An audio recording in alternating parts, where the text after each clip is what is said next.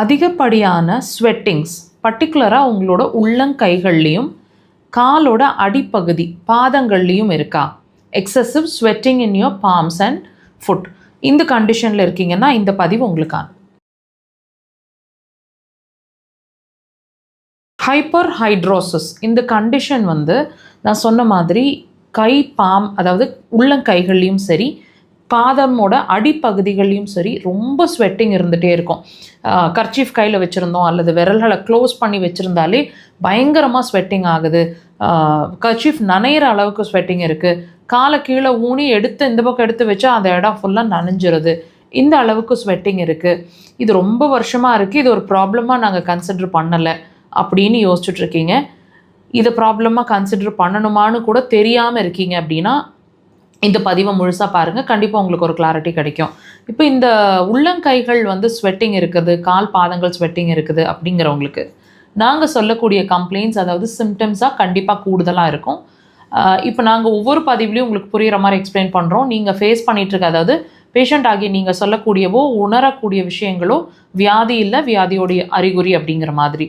அந்த வகையில் இந்த ஸ்வெட்டிங் அப்படிங்கிறதும் ஒரு வியாதியோட அறிகுறி தாங்க.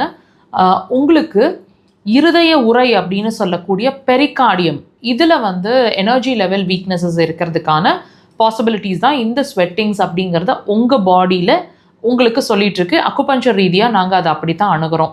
என்னென்ன சிம்டம்ஸ் கூடுதலாக இருக்கும்னு கேட்டிங்கன்னா, கண்டிப்பாக படபடப்பு ரொம்ப ஜாஸ்தியாக இருக்கும். சின்ன விஷயம்னாலும் அடிக்கடி படபடப்பாயிருவீங்க. சாதாரணமாக கண்ணை மூடி படுத்து ரிலாக்ஸ் பண்ணணும்னு நினச்சா கூட ரொம்ப பதட்டமாக படபடப்பாகவே தான் இருப்பீங்க. ப்ரெஷர் ஃப்ளக்சுவேஷன்ஸ் இருந்துகிட்ருக்கிற மாதிரி இருக்கும். இன்னும் லோ ப்ரெஷர் இருக்கும், அல்லது திடீர்னு ப்ரெஷர் இன்க்ரீஸ் ஆகிடுற மாதிரி ஒரு நிலை இருக்கும். த்ரோட்டில் ஒரு அடைப்பு மாதிரி, திடீர்னு ஒரு கப்புன்னு அடைக்கிற மாதிரி ஒரு உணர்வு. முழுங்கும் போது, தண்ணி குடிக்கும் போதும் சரி, உணவை விழுங்க ட்ரை பண்ணும்போதும் சரி, ஒரு அடைக்கிற மாதிரி ஒரு உணர்வு இருக்கும். திடீர்னு பார்த்திங்கன்னா மூச்சு அடைச்சிக்கிற மாதிரி, மூச்சு தடுமாறுற மாதிரி இருக்கும். சின்ன அதிர்வு, முதுகில் யாராவது ஒரு சின்ன அதிர்வை கூட ஒரு அடித்தா கூட அந்த அதிர்வை உங்களால் பேலன்ஸ் பண்ண முடியாது. உடனே மூச்சு தடுமாறுற மாதிரி ஒரு சுச்சுவேஷன் இருக்கும். இந்த மாதிரி விஷயங்கள் இருக்கும். ஞாபக மறதி நிறையா இருக்கும்.